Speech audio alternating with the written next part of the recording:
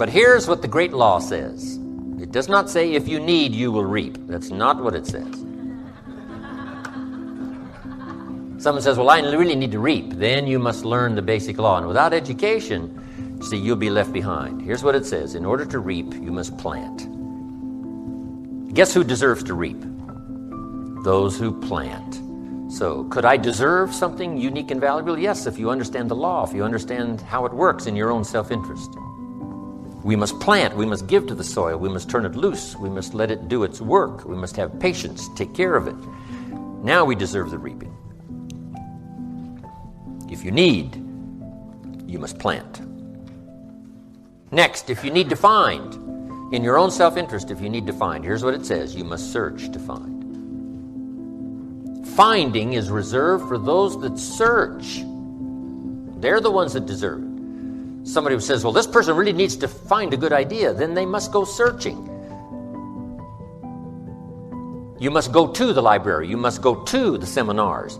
You must go to the sermon. You must go to and listen to the lyrics of the song. You must go to where education is being taught. You must go to where good ideas are being shared. Go to, go to. Rarely does a good idea interrupt you. Rarely. Good ideas are like mining for gold. You got to develop the mental machinery to go look, go sifting, go searching, go looking. And if you search, what? You will find. The promise is there for everyone in their own self-interest. You'll find all you need to find. If you search for it, you'll find everything you need for your health, everything you need for a flourishing lifestyle, everything you need for a good marriage, everything you need to strengthen your friendship, everything you need for economics. You will find if you'll do like you did today. Spend a couple of days searching, taking a look, seeing if someone has some good ideas to share. All things are conditional. God says, I'm an amateur on God, but God says, if you'll move toward me, what? I will move toward you. It's always conditional. Which could also be translated, God says, you don't move, I don't move. You say, well, that's arbitrary. Well, when you're God, you can set it up that way. Remember, your planet, you can rearrange all this, change it all. But on this one, here's what's interesting. What you move toward tends to move toward you. If you move toward education, education starts to seek you out. This is one of the unique positive mysteries. Whatever you move toward moves toward you. If you move toward progress, progress seems to want to now embrace you, move toward you. All life seems to wish to reward its benefactor. If you become the benefactor, you'll receive these incredible rewards.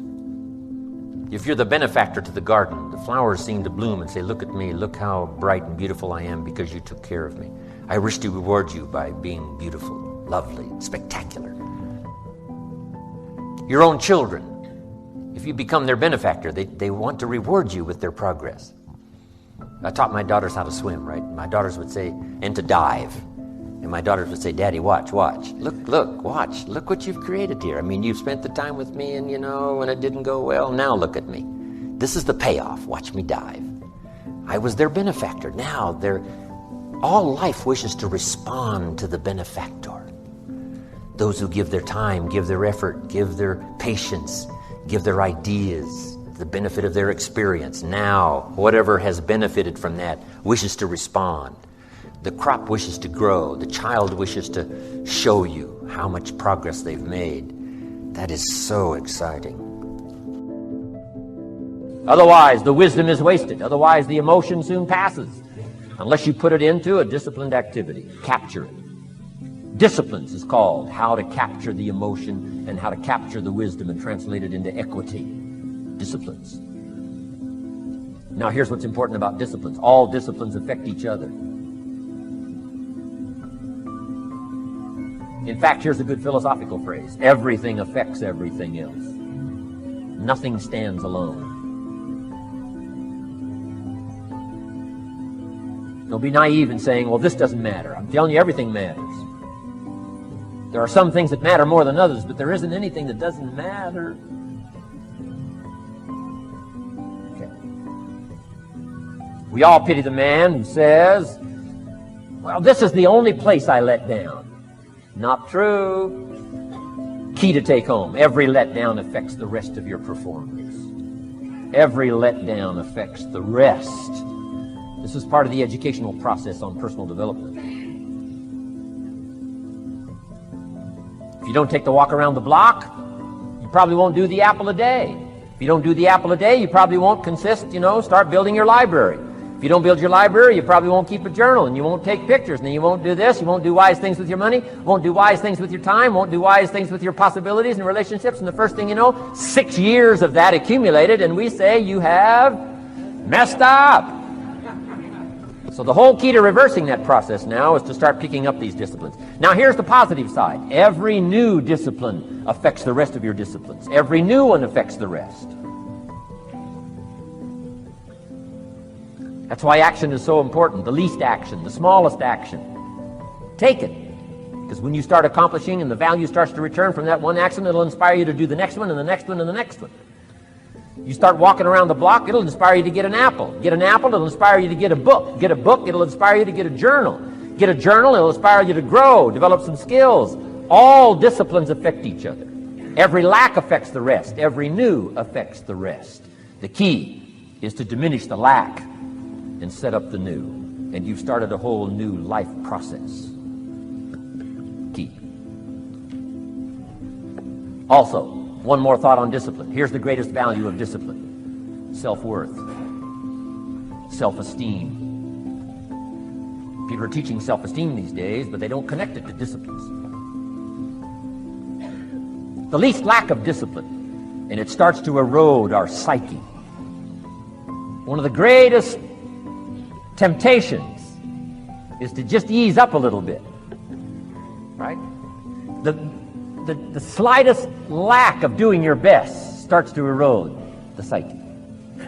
Instead of doing your best, doing just a little less than your best. Sure enough. You say, well, it's just going to affect my sales. No, it's going to affect your consciousness. It's going to affect your philosophy. Now you've begun in the slightest way to affect your own philosophy. Here's the problem with the least neglect. Neglect starts as an infection. And if you don't take care of it, it becomes a disease. And one neglect leads to another.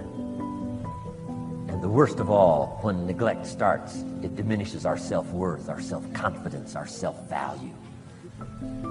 You say, well, how can I get back my self-respect? I'm telling you, you don't have to go to 29 classes.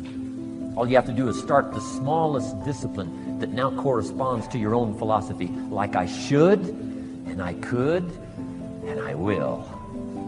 No longer will I let neglect stack up on me so that I will have the sorry scenario 6 years from now, giving some excuse instead of celebrating my progress.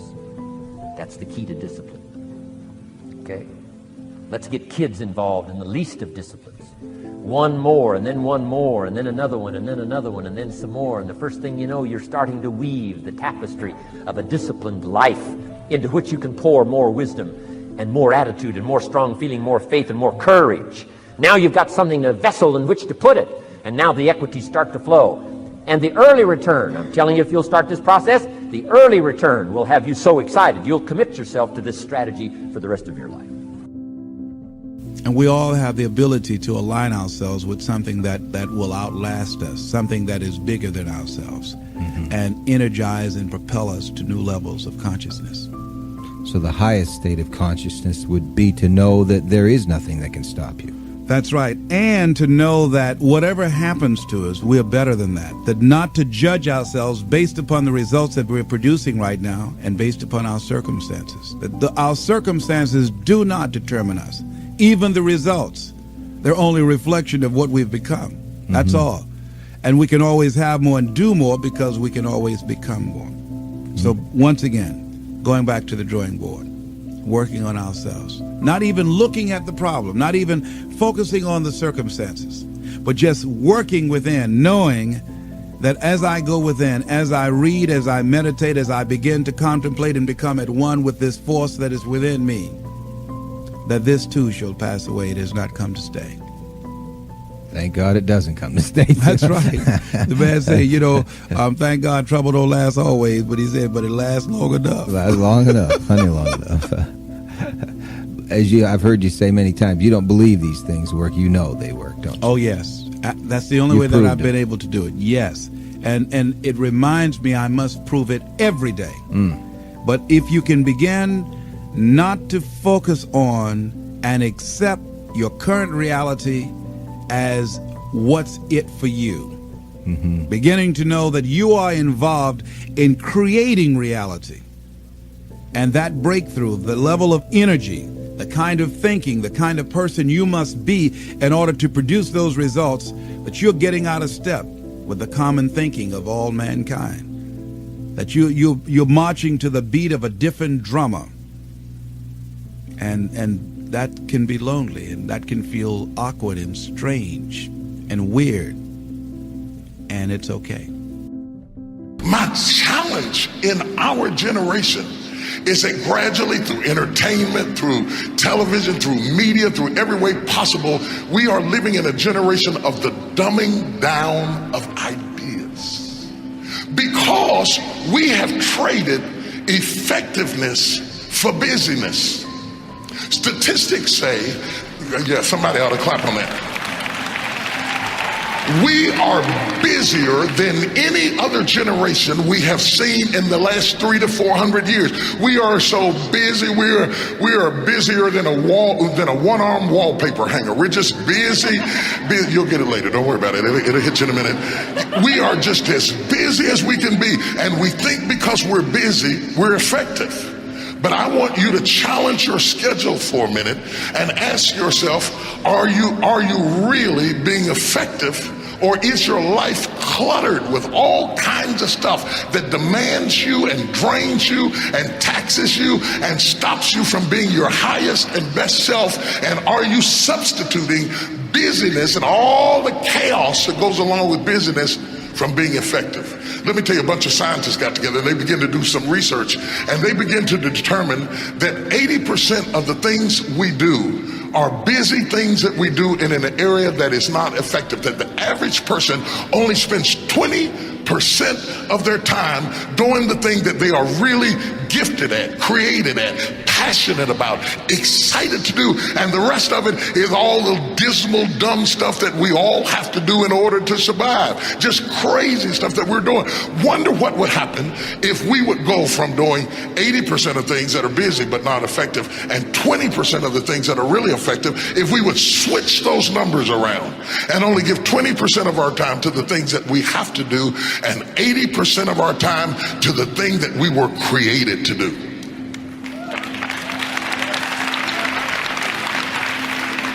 Wonder what would happen to your life. Now think about it a minute. There's a lot of things you could take from me and I could make it. You could take my suit, I got another one. You could take my car, I could get another one. You could take my house, I could get another house. But when you take my time, you have taken something from me that is totally irreplaceable. We take all kind of classes from money management. We know how to manage our money. We know how to repair our houses. We're working on our hair and our bodies and all of this kind of stuff. We do everything except the most important thing is to value our time. It takes time to be creative. You were meant to be creative. You were created in the likeness and the image of a creator, and in that likeness and in that image, you have creativity. If you had time, you would be creative. But in the absence of time and with busyness and clutter and the phone going beep, beep, beep, you all got music playing on your phone, all kinds of stuff. And no matter what kind of song you put on it, after a while you hate to hear it, because every time you hear that sound, you know it's somebody else wanting something else from you that's taking you away from what you are gifted and creative to do.